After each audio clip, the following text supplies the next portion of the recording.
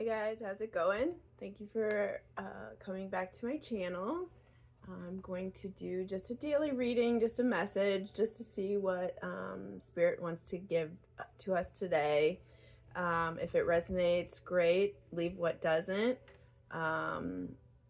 Just know that time is not real. So whether this message finds you today, the day that I'm posting it, or within a year, or whenever you find it, it's what's meant for you in that moment. So take it as it is.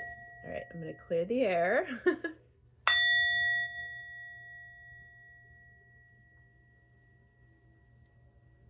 All right. So if you have been following me, I appreciate it. If you're new, welcome.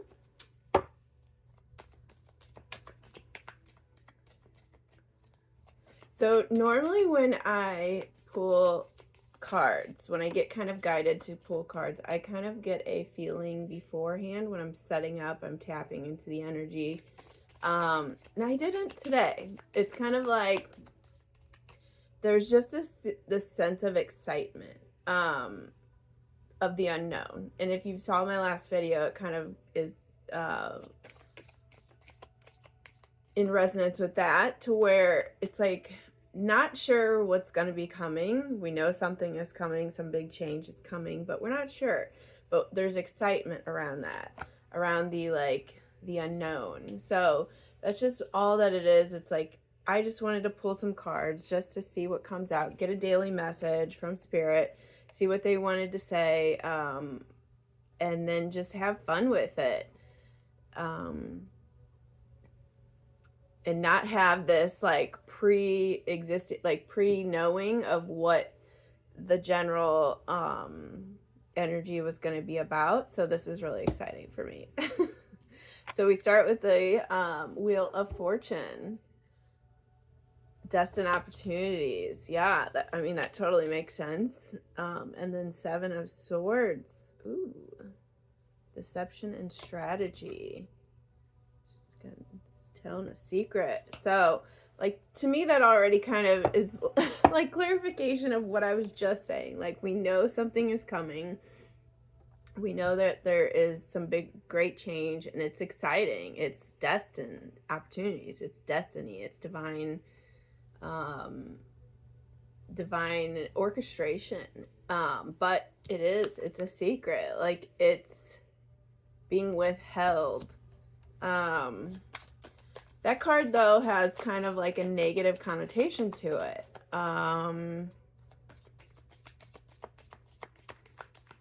So I kind of want to, let's build off of that one. What is going on with that? Because we know something good's coming, but why? Why deception and strategy? Like, why? What's going on with that? Well, we get the Page of Wands, which is like fireworks, excitement, curiosity. All right. What else? Three of Pentacles, collaboration.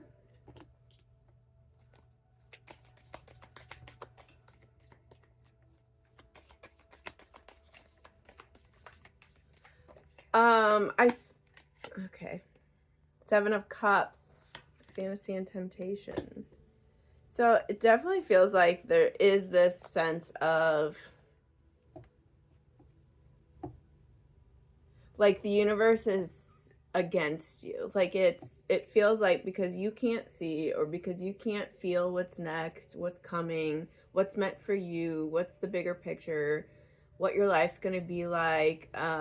It's kind of like this being left in the void where you have nothing else but to like humanly think negative and think the universe is against you, that it's not working for you, that it's working like it's happening to you. Like everything always just doesn't work out for me. Everything, like that kind of mentality.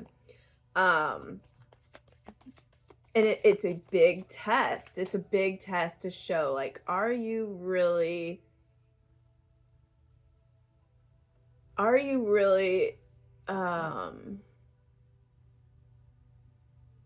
trusting? Like, do you really trust the universe has your back? Like you say you do.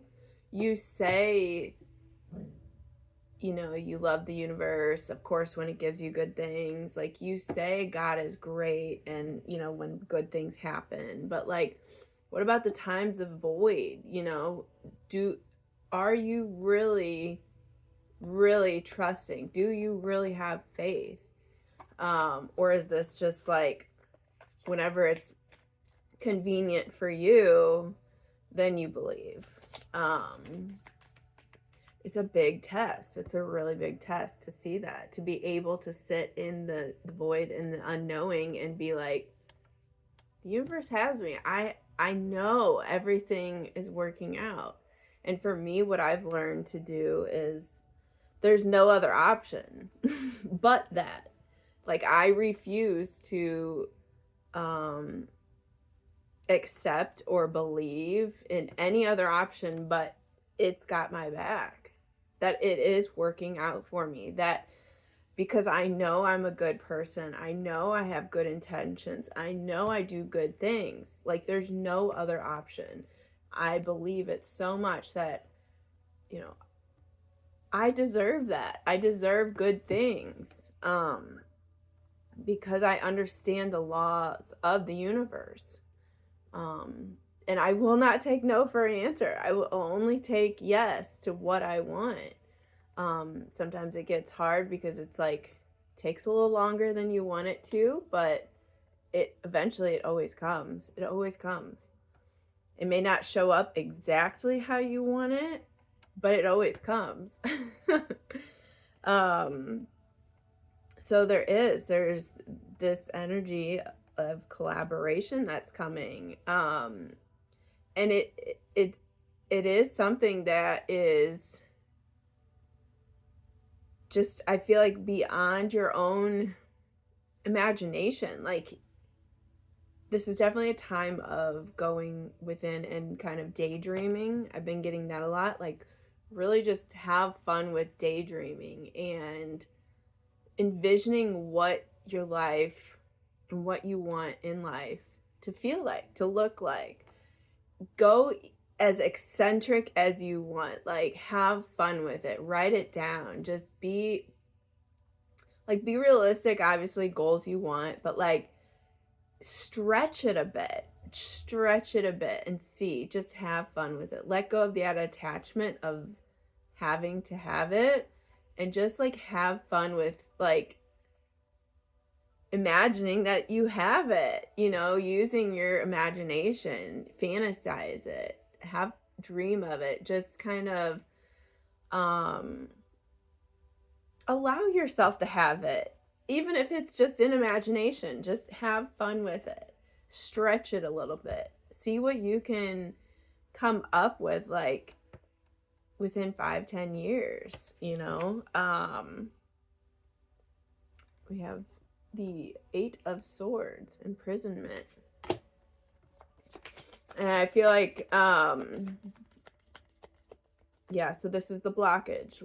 So present moment, you know, we are in this moment of coming into dreams and realities and new transformation and a new year and new experiences and things that you want in life, a new lifestyle.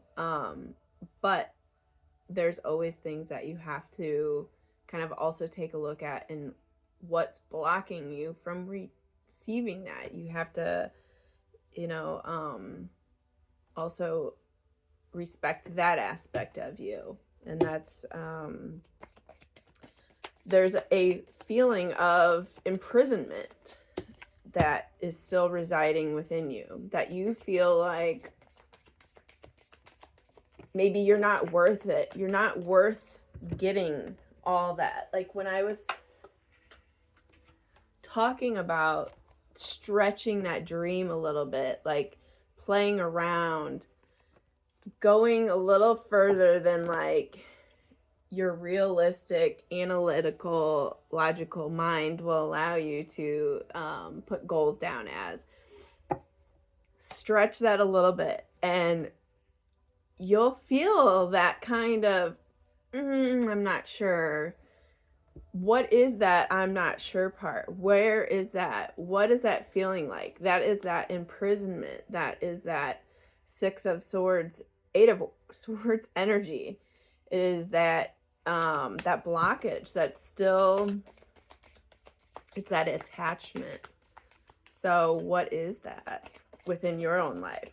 Is it you don't feel worthy of getting that? Is it because where you came from? Death card, transition.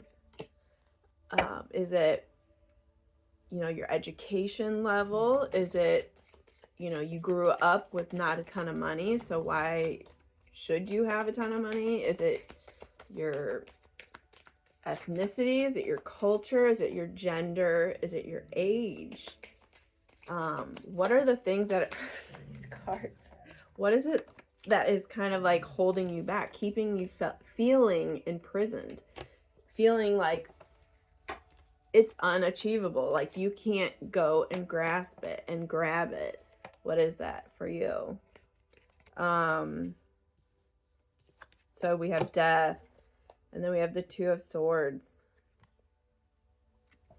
So all of those insecurities that I was picking up on, like not being worthy enough, that is exactly what it is, where you're having trouble making decisions or feeling like you're able to make the right decision. It's that worry, like, again, of not trusting the universe fully.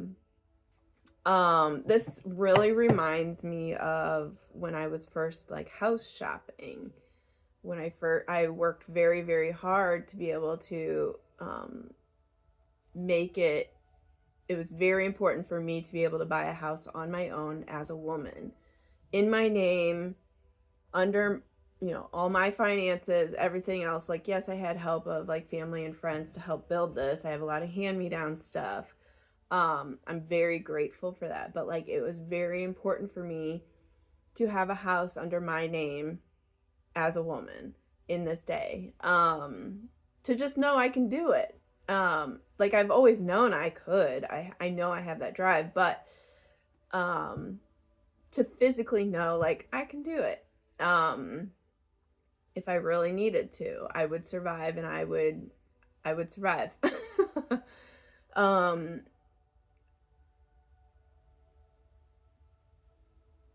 But in that process of finding what house is the right house, what area do you want to live in? What does it look like? How big? What, price point? All that kind of stuff.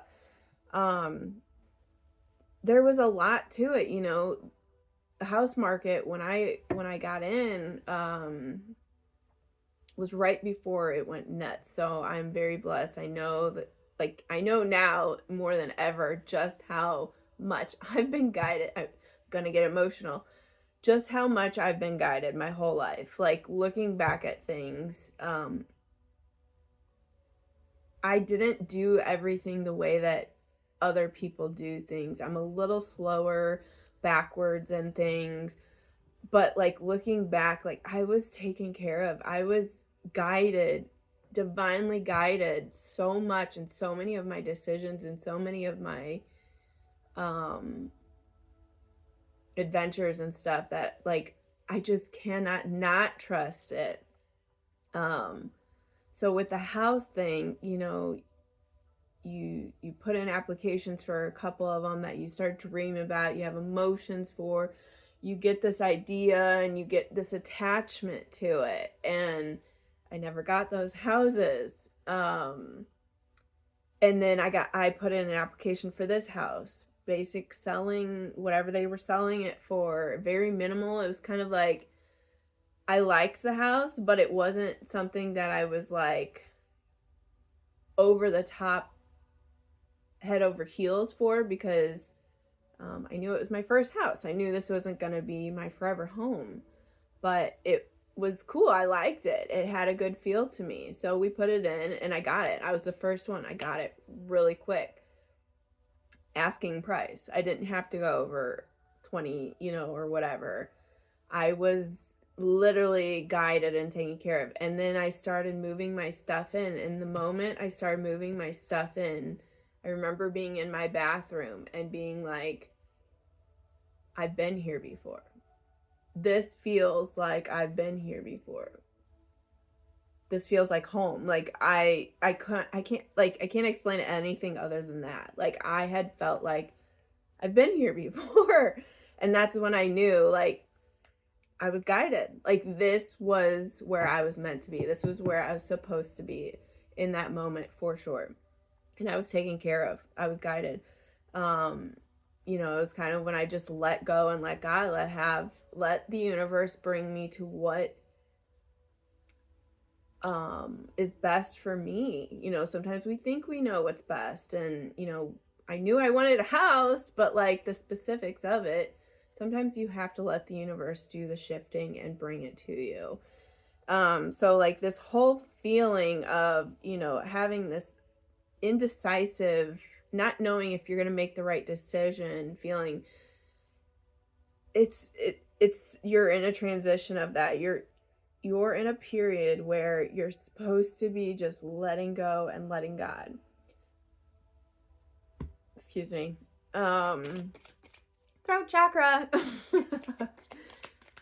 You're in a period where the insecurities, that the imprisonment that you're holding back of not being worth it, not people telling you can never do that, things like that. You can't achieve that. Like, that's not possible. All the blockages that are kind of keeping you feeling imprisoned, chaining and holding you back from being able to grasp it, that is this period where the silence of not knowing this is your time to do that, to get rid of it, get rid of all that, remove all of that, and transform it into just knowing you are provided for, you are loved, the universe loves you. You are a child of the universe. Like, knowing, if you're a parent, the love of your child, like, the universe loves you just as that, and it is trying to provide for you. But you are not the only one in this universe. There is a billion other, sorry, I got distracted by a bird. There is a billion other children on this earth that the universe is providing for, that is taking care of. And we are all equal. We are all loved equally, whether we know it or not. And that part of it is the key to aligning with what the universe is trying to provide you for. You think people have these fancy houses and all this great lifestyle, and they must be loved by God more or whatever. But no, it's just they've tapped into the understanding and the resonance and that magnet of, I am loved. The universe loves me. God loves me. And I deserve all of this. And they get it. And they go for it. And they grasp it. That is the difference. We are all equal. It's just the whether you are in vibration, a vibrational match to be able to pull that in or not. Again, there's so many blockages and chains that hold you back, that think there's not enough money, for all of us to have that. Those are all blockages, again, where we don't, perhaps we don't even need money. We can all just create a different type of barter trade system, like a trade system where we can all live nice and lavishly or whatever. And we don't have to have like a money system or whatever and work our lives away just to have barely anything. There is ways. We just have to come together and have the focus on all of us, not just individual. And then once you change that focus of all of us, the solutions and the solutions to the problems will come. Kind of the same, I think it feels like going within your own family system. Like, you know, you're just focused on you, maybe, where it's like, I want this, I want that, I want this. But like, once you start thinking about the collective, like your whole family, the family as a whole, you start to pull in ideas and understandings and creative endeavors of that would support that whole system, rather than when you're focused on just me and how I can succeed. You're only going to get the ideas and the creative endeavors that resonate with that. But again, so going along with this, the death and the Two of Swords, like having faith that you are being guided and taken care of, and everything is coming together. And you don't have to worry about making the wrong decision or not making a decision fast enough, or you don't have to worry about that stuff, because if it's meant to be, it will be. And you'll know when it's meant to be, because you'll be at peace about it. It'll just feel right. So it's more about like taking the time now to do things that feel good to you, that feel right to you, and just really practice that feeling, knowing that feeling. For a very, very long time during my journey, my healing journey, it was all about understanding the no's. You know, in order to find the yes, you have to know your no's. And it was, you know, I knew what I didn't want. Okay, but what does that on the other side look like that I want then? So the no's help you to find the yeses, because yeses aren't always easy when you don't really know, because you've never had it. So like right now is kind of the period of really honing in on the yeses. What feels good to you, and knowing that good feeling. Because, you know, if you're in a toxic relationship and you think that that feels good, or that feels home, that fighting, that back and forth, and then you find somebody that's not toxic and that is very, you know, grounded and stuff, they may seem boring to you. It's boring because you're like, I miss that toxicity.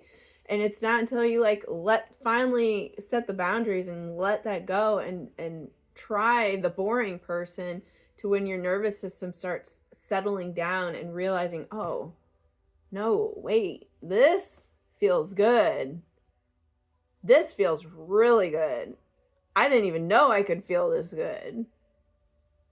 I want this, you know, and then that old toxic relationship kind of pokes its head back in, and you get that feeling again. You're like, oh, no, that doesn't feel good. Like, it's so weird. It used to feel so good to me. But now I'm like, I don't like to be like spiked like that. I like that peace, that regulated nervous system, you know? So it's like this time period of really just tapping into that and feeling what feeling good feels like, and knowing it. So whenever you are given the opportunity, this new destined opportunity, you'll just know. It'll be peaceful, it'll feel right, and it'll come in, and you'll be like, yeah, sure. And then when it comes in, you're like, oh my God, thank you so much. The universe provides, you know? It's like, I forgot what I was going to say. I forgot the word. So we have Knight of Pentacles, steady progress. Yes. Yeah. Hold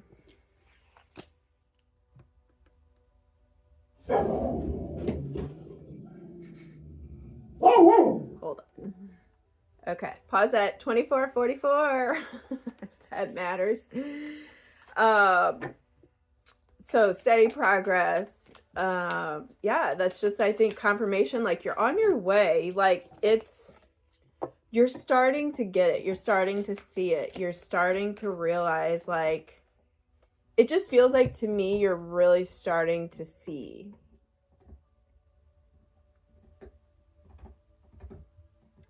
I feel like before there was just so much chaos and so much toxicity and running 1,000 miles a minute and just trying to escape all the time and just um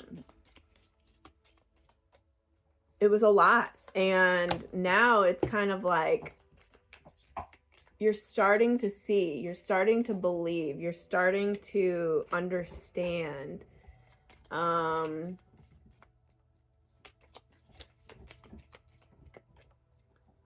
And I think that is bringing the excitement. That's the curiosity and the excitement, and like, oh wait, this is kind of fun.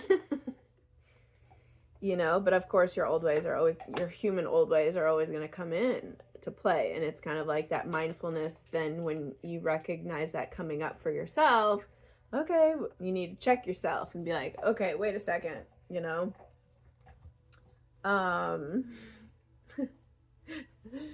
feel like this lighting is so bad. Anyway, so we have breakup, healing, relationship.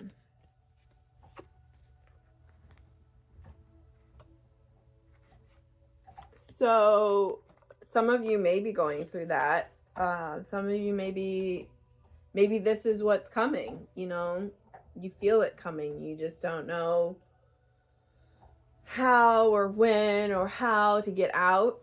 But it's ending. So part of that is the healing, that process that you're going through is allowing for that. For a better relationship. Some of you have been single for a while and you're still trying to get over that the heartache and the I'm not worth it part of being with a narcissist for so long. That type of connection, when you're with somebody like that, it does a lot for somebody's identity. When you get out of something like that, it takes a while to rebuild yourself, to rebuild your confidence, to rebuild your boundaries and everything. And a lot of times, like, you meet the right person, and or like I said, that boring person, and you're like, I'm not good enough for this person. And you kind of like don't allow yourself to receive it. So I think part of that is what's keeping you from, this new life that's coming, this great relationship that is here or is coming, or that, that is in your future if you're still trying to get out of one. Again, it's all part of knowing that you deserve it, and becoming that resonance that is going to allow that magnet to come to you. You have to attract it, and you attract it by becoming it. You attract what you are, what you resonate as. So you have to, again, you have to daydream, you have to play, you have to stretch that far to where, like, even if you don't feel like you deserve it, you have to play, and you have to imagine and use your imagination that you do deserve it, because that's the only way you change this mindset, is through imagination. We lose that as a kid, and more kids I see these days trying to hold on to their imagination, and the parents are just looking at them like, no, And they treat kids like they're adults. And it's like, let them be kids. Let them still hold their imagination. That is such a powerful manifestation tool, especially as you get older. You may not see imaginary friends anymore when you get older, but the ability to be creative within the mind is super, super, super powerful. Otherwise, you become a robot, you become a slave, you become part of the system, you become, in the matrix. So, tribe and fresh start. Yes. Oh, you know how good this feels. This feels, oh my gosh, this feels so freaking good. That fresh start, man. And then with the tribe, like new people, new soulmates, new, like, your clique, just the people that understand you, the people that get you, the people that want to support you and that see your envision, that just resonate with you. Oh, it just feels so good. So that's coming too. That is along with this new transformation and finding your people that are like, that get it. And that you can celebrate the wins with, and celebrate this lifestyle that you are creating, that you're becoming, celebrating with people alike, having your tribe. Oh man, that feels so good. So anyways, I hope this was fun. Comment below, let me know what you think. Private message me if you'd rather. Like, subscribe, share. And I will talk to you later. Thanks.